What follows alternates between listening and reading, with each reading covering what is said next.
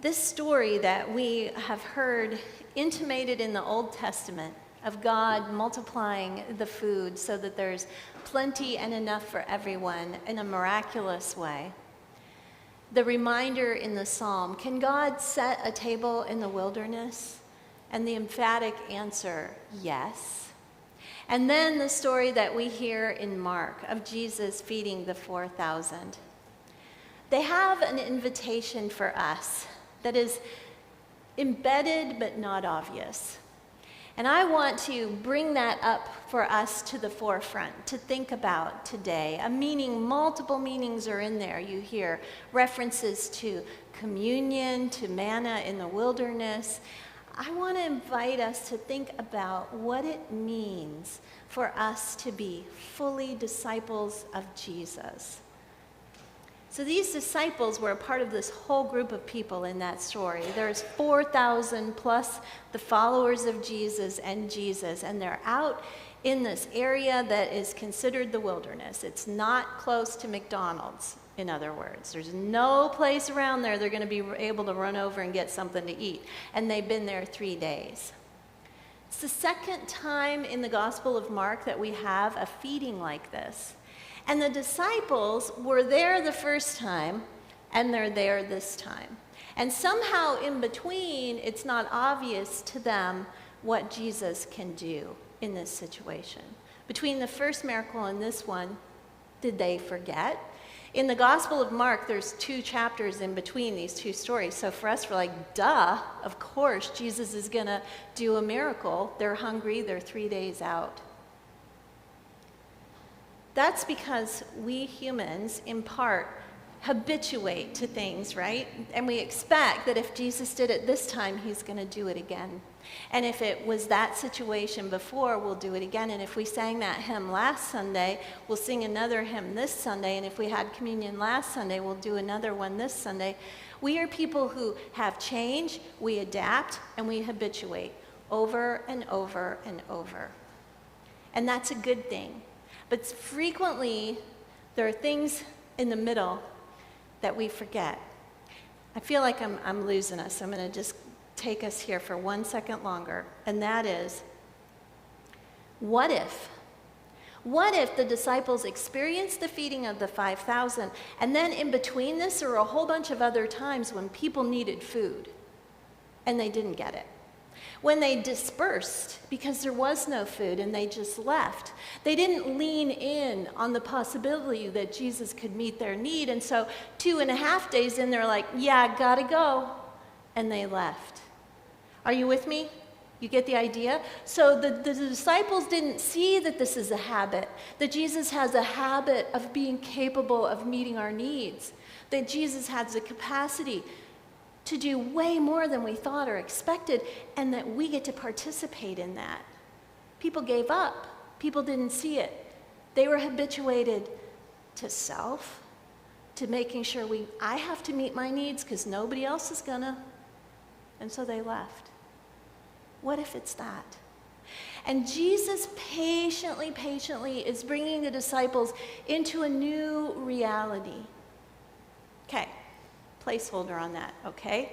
So we're disciples, and we're trying to follow Jesus into a new place for us, into a breaking open and a giving away for the world.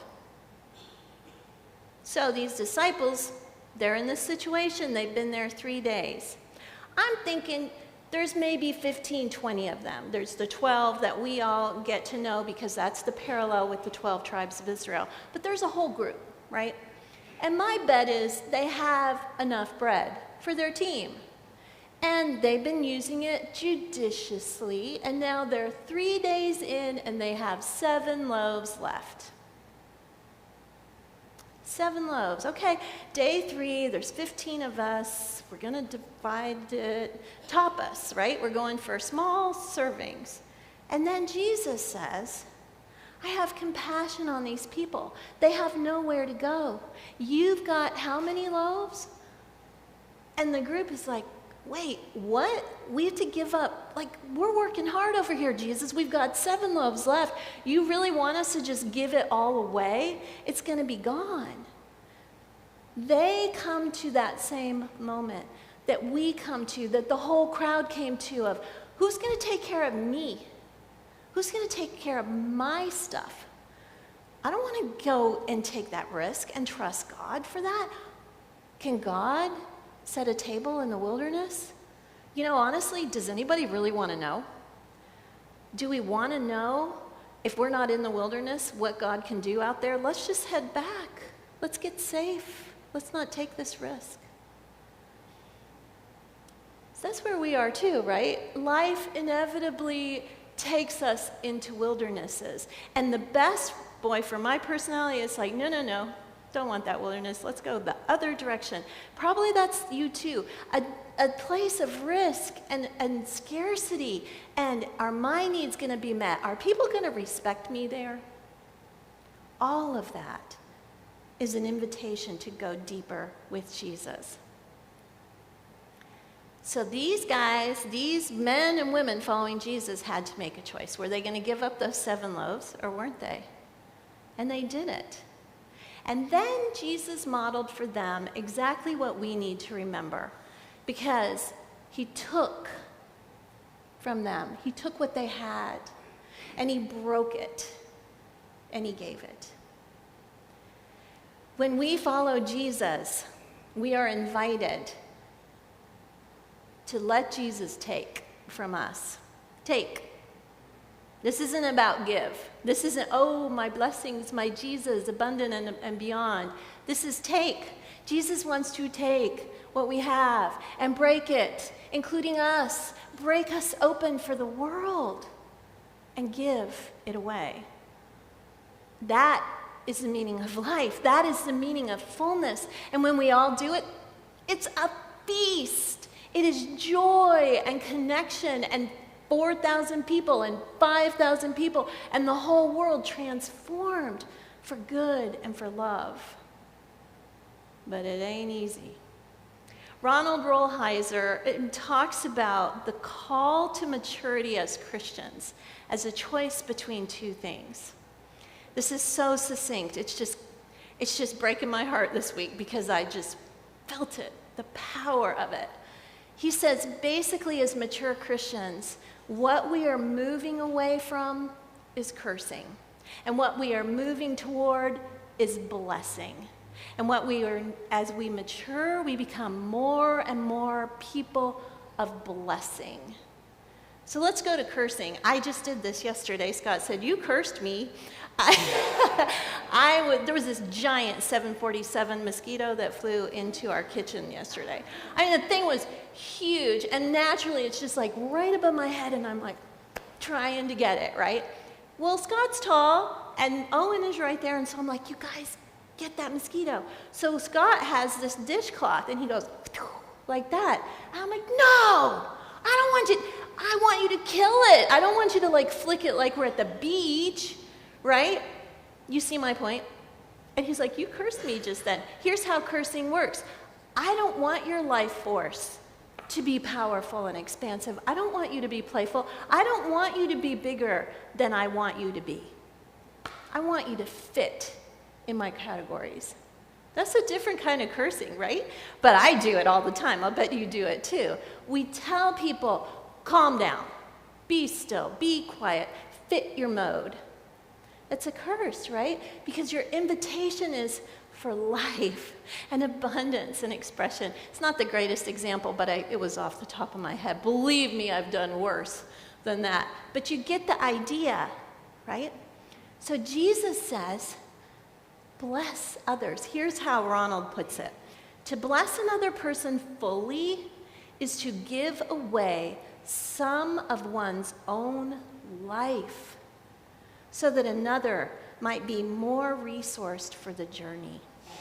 So instead of cutting people off, we're giving to them, we're nurturing and supporting them. We're taking our 7 little loaves and we're letting Jesus break them open and bless others so that they can receive.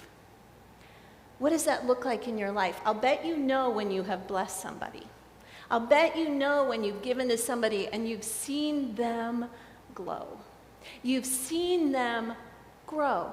You've seen how what little tiny thing you did, whether it was a word or a little present or a touch, encouraged and gave life. My friends, that is what we're supposed to do, moment by moment by moment. And the more we do it, the more we are right in there in the feast with Jesus, growing and thriving and watching the world become the kingdom of God. The disciples didn't always get it right. We don't get it right. But we walk in it and we move toward it, blessing upon blessing, letting that part of ourselves that instinctively goes to cursing be broken open so that Jesus can take it and heal it, so that the spirit of life, the goodness of the universe, whatever language you use for God, however you understand it, can come into us and let us be partners with this cosmos of networking, of caring, of nurturing that goes from the furthest star to the mycelia under the ground and invites us to participate. May we do it. May we be people of blessing, and may we never stop trying and striving. You know, here at St. Paul's, and then I'll be done, we are the epitome of the feeding of the 5,000. Because so many times, collectively, we are a part of doing a whole lot with just a little bit. And may we never forget that this is not about scarcity. This is about following a Savior who can take our 7 loaves and make it so much more that there are not only 4,000 fed, not only, 7 baskets full afterward. What does that mean? Jesus kept saying to the disciples, remember how much there was after the first feeding? Oh yeah, Jesus, there were 12 baskets. Well, how many were there this time? There were 7 baskets. What are we supposed to take from that? There will be enough and more, always. It might not look like we want it to look, but there will be enough and more. Enough and more. May we always walk in that, St. Paul's, knowing that this is the place where we have touched the hem of the garment of Jesus and we have seen the power of transformation, and the blessing of God is upon us. May we take it and break it and give it away.